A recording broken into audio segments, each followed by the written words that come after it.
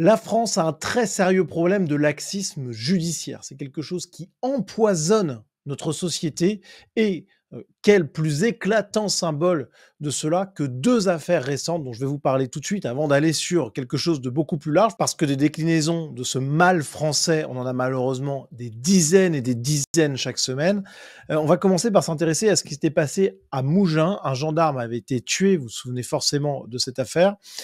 Et on avait eu le profil du suspect qui avait été, dévoilé par les médias et comme d'habitude dans ce genre de cas, c'est évidemment la règle plutôt que l'exception, eh bien le principal suspect était connu des services de police. Cet étranger de 39 ans avait été condamné 10 fois par la justice. 6 fois pour des infractions à la circulation routière, donc c'était malheureusement un spécialiste de ce genre de choses et 4 fois pour des atteintes aux personnes. Donc on imagine pour des violences, des vols, etc. Alors, outre le fait qu'il n'aurait pas dû se trouver sur le territoire étant étranger, son titre de séjour n'aurait évidemment pas dû être conduit. On y reviendra sur cette problématique qui est majeure. Mais au-delà de ça, il y a vraiment un laxisme judiciaire de dingue parce qu'au bout de tant de condamnations, il y a un moment où il faut que la justice sévisse, beaucoup plus durement qu'elle ne le fait. On a également eu le cas de l'incendiaire de l'église de Saint-Omer, qui a été donc arrêté, et là encore, on a appris que c'était un multirécidiviste, alors sans doute malade mental au minimum sur les bords, hein, mais peut-être même complètement, mais enfin c'est même pas la question, hein. C'était quelqu'un qui était connu pour des faits similaires, et pas qu'un peu. Laurent Berton sur Twitter nous apprend qu'il a été condamné 25 fois et récidiviste le jour de sa dernière sortie de prison en 2021. Par la suite, il avait écopé de 3 ans et demi de réclusion. Et puis quand il est sorti de prison il y a quelques temps, eh bien, il a récidivé à Saint-Omer. Voilà. Donc il a mis le feu à une quinzaine d'églises. Alors, je veux dire, il y a un moment où ce genre de profil-là doit être mis en prison à vie. Parce que là, on est face à quelqu'un qui est un danger pour la société, pour les biens et même pour les personnes. C'est quelqu'un qui est dangereux. Voilà. Et donc, les juges qui donnent une 15e chance après 15 incendies à ce type-là sont responsables de ce qui s'est passé là. Ils sont co-responsables de ce crime, c'est logique. Et là, ce que je vous dis, c'est une question de bon sens, c'est pas une histoire de camp politique, etc. Même si, vous le savez, si vous suivez régulièrement cette chaîne, le bon sens, c'est quand même relativement peu présent chez ceux qui sont gangrénés par l'idéologie de gauche. Mais passons, vous voyez bien que là, tout le monde est d'accord avec ça. C'est pas normal que ce type-là soit libéré après avoir mis le feu à 15 églises, après avoir récidivé à de multiples reprises. C'est pas logique. Et ce laxisme infernal, il ne concerne évidemment pas que les affaires que je viens de citer. Chaque jour, on voit des preuves de ce laxisme. Là, je vous ai répertorié quelques petites choses qui sont arrivées ces derniers temps, mais enfin, c'est quand même symbolique d'une dérive grave qui a cours dans notre pays. On a, par exemple, Jean-Yves Olivier, médecin généraliste de 79 ans, violemment agressé à Nice en août 2023. Ça fait plus d'1 an. 1 an après, mon agresseur n'a pas fait de prison. Il n'a pas versé 1 centime du dédommagement qu'il me devait. La justice n'est pas passée. Ça, c'est particulièrement insupportable. C'est évidemment pas un gendarme qui perd la vie ou une église qui brûle. Mais vous voyez que ce genre d'injustice, elle est vécue au quotidien par des centaines de Français chaque année. Ça fait des milliers, des dizaines de milliers peut-être de personnes qui ne voient pas la justice punir justement ceux qui ont fauté. Enfin, c'est inacceptable. Une société fonctionnelle ne peut pas accepter ce genre de choses. Bon, on a également, alors là, c'est une spécialité, les voleurs avec des bracelets électroniques. Donc les types ont déjà été condamnés, ils sont sous bracelet. Donc théoriquement, ils devraient craindre la justice si jamais ils étaient pris en récidive. Mais preuve que tout ça, c'est une blague et que les criminels n'en ont strictement rien à faire de la justice, précisément parce qu'elle est laxiste, eh bien on a ce genre de choses. Près de Lyon, le voleur sonnait au portique des magasins et rejetait la faute sur son bracelet électronique. Pareil, Béziers, déjà sous bracelet électronique, il volait les cartes bancaires des malades cachés derrière un masque chirurgical dans un établissement de santé, hein, pour vous donner en plus l'horreur de tout ça. Je vous passe le pédigré ethnoculturel de ces délinquants, c'est une autre problématique qui est liée évidemment, hein, mais qu'on pourrait traiter à part, donc je ne vais pas m'apesantir là-dessus, mais vous savez tous très bien de quoi il en retourne. En Île-de-France, prétextant des fuites d'eau, les délinquants dérobent 100 000 € de bijoux chez des personnes âgées. Prison, dont une partie avec sursis pour l'auteur principal, qui est pourtant multirécidiviste, et travaux d'intérêt généraux pour ses complices. Mais le crime paie quand on est un délinquant français. Vous vous rendez compte? Ils dérobent 100 000 € et les complices prennent rien. Parce que les travaux d'intérêt généraux, c'est rien. Déjà, les types, ils vont même pas y aller, premièrement. Et ensuite, même s'ils y allaient, c'est une sanction, ça. C'est absolument pas une sanction. Il y a eu un préjudice énorme. Bon, alors il y en a quand même un qui prend un peu de prison ferme, mais quand même beaucoup de sursis, parce qu'il est multi-récidiviste. Mais toute la bande devrait faire 15 ans de prison, en fait. Il y a même pas de débat.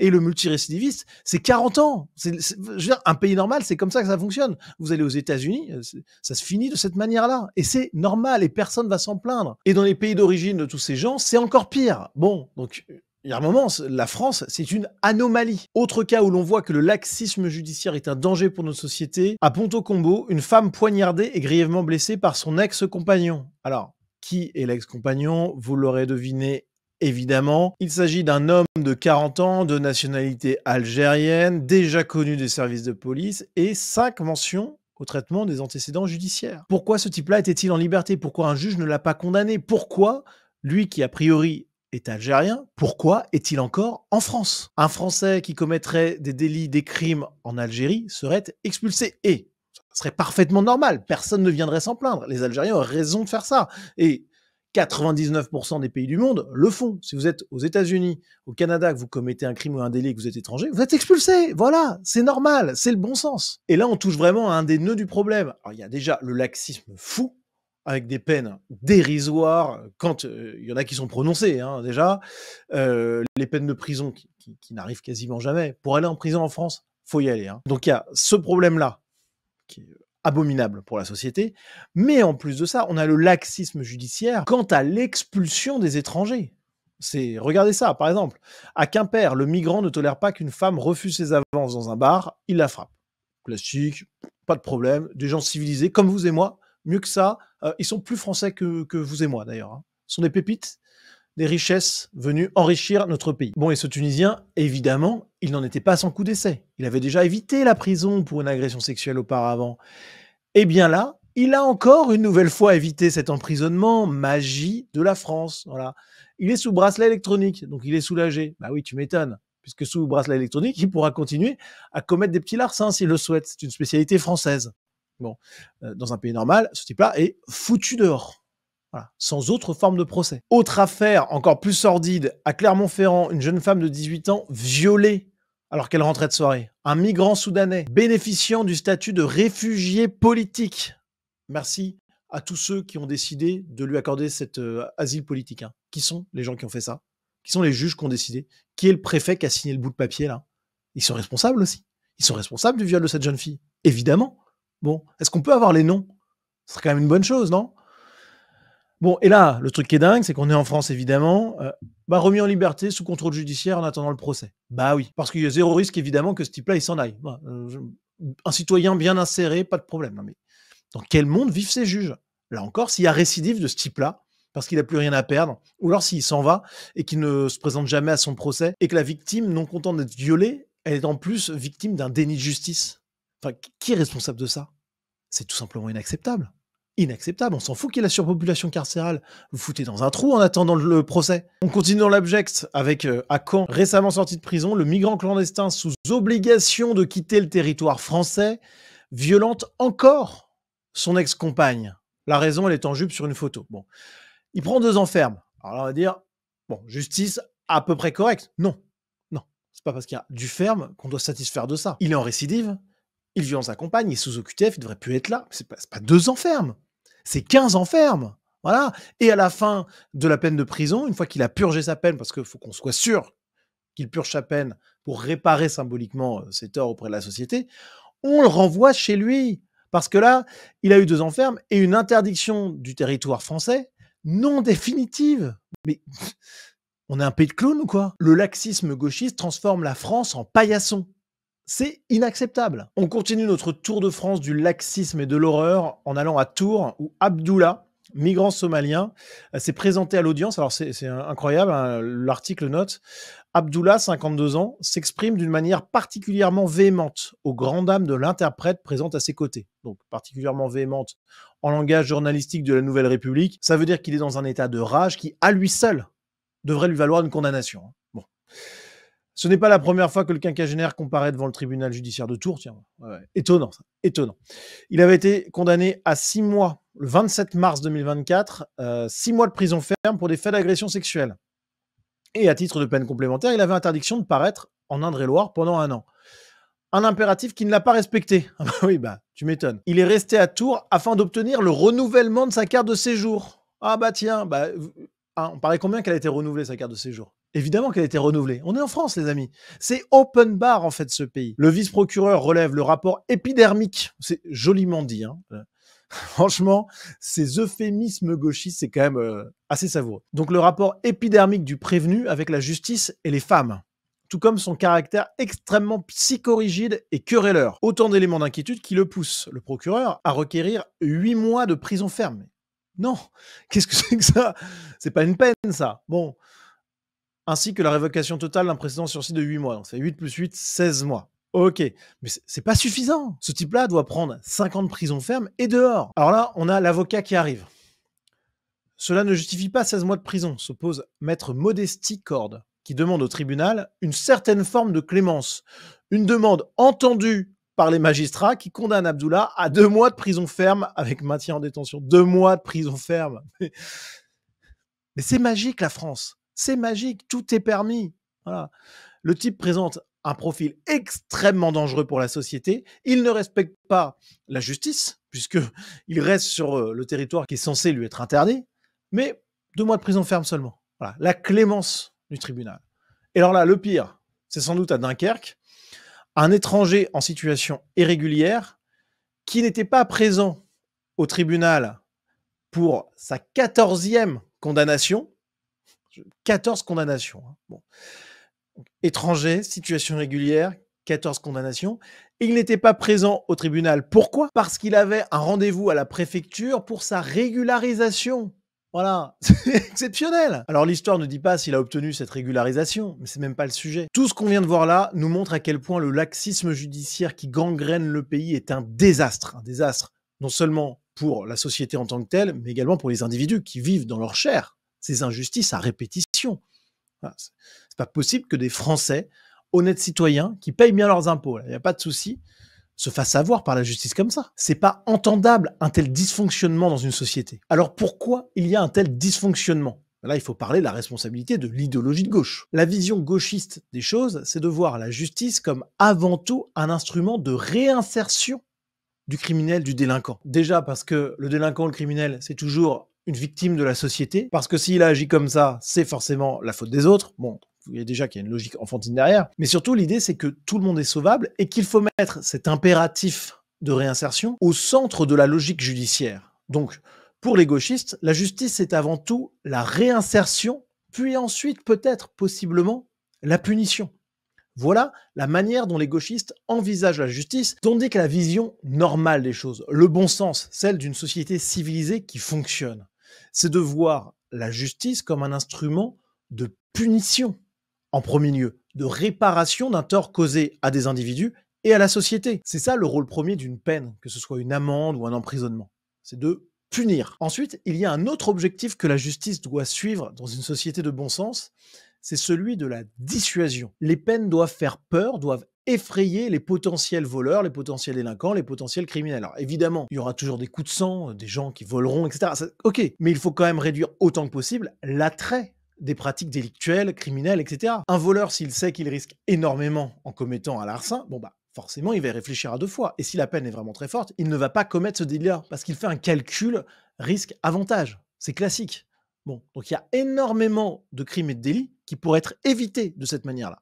Et puis, il y a enfin un dernier sujet, effectivement, où là, la gauche a en partie raison, c'est que, bien entendu, la justice, elle est là pour tenter, si c'est possible, et une fois que les 2 premiers paliers, la punition et la dissuasion, ont été remplis, la justice, effectivement, elle cherche à réinsérer la personne qui, par exemple, va en prison. Le but, c'est pas d'en faire un criminel endurci s'il a juste commis un cambriolage.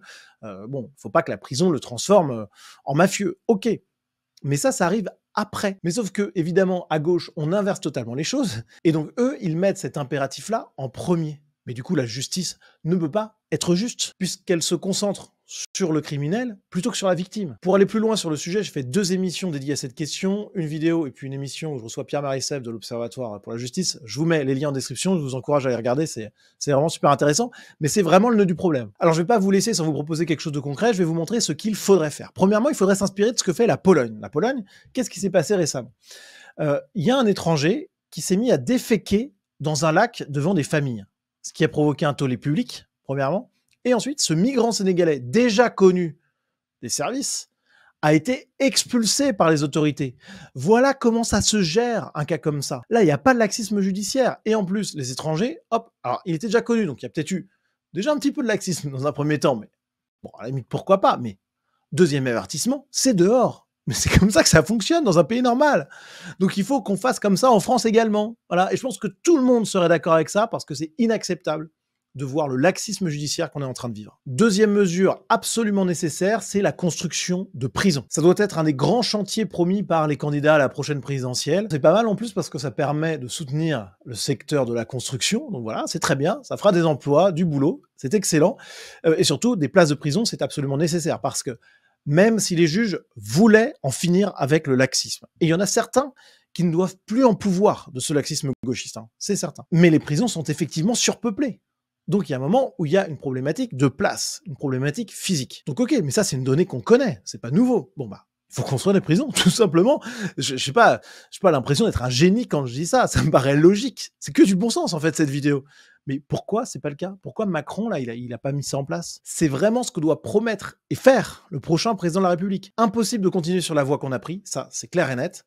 Donc vu qu'on a le gauchisme qui nous impose le laxisme, plus qui nous impose l'immigration massive avec énormément quand même d'étrangers délinquants, etc. L'immigration est évidemment liée à la délinquance et la criminalité, n'en déplaise aux aveugles de gauche qui ne voient pas l'évidence. Bon, dans la société de demain, on va devoir construire des prisons. Voilà. On les détruira quand tout ira beaucoup mieux, s'il le faut, mais en attendant, on n'a pas le choix. Voilà. C'est une nécessité absolue. Et en plus de la construction des prisons, évidemment, il faut en finir avec cette idéologie de gauche qui nous pourrit de l'intérieur à tous les niveaux. Mais je crois que cette question du laxisme judiciaire, c'est vraiment l'une des pires. Voilà. C'est inacceptable de voir tout ce qu'on a vu dans cette vidéo. C'est impensable que ça continue, parce que là, on est en face, non pas d'un déni de justice simplement, mais d'un déni de civilisation. Aucune société civilisée ne peut continuer à fonctionner de cette manière. C'est impossible. Voilà, merci à vous d'avoir regardé cette vidéo jusqu'au bout. Si vous l'avez appréciée, si vous appréciez mon travail, eh bien n'hésitez pas à le soutenir. Vous pouvez le faire via ma page Tipeee. Vous avez le lien en description de cette vidéo, avec, en contrepartie de votre soutien, l'accès à la communauté Sunrise avec des dizaines et des dizaines de vidéos exclusives, l'accès à un canal Telegram dédié. Vous avez également la possibilité de me soutenir via un don ponctuel. Tout est disponible en description. Merci d'avance et à très vite.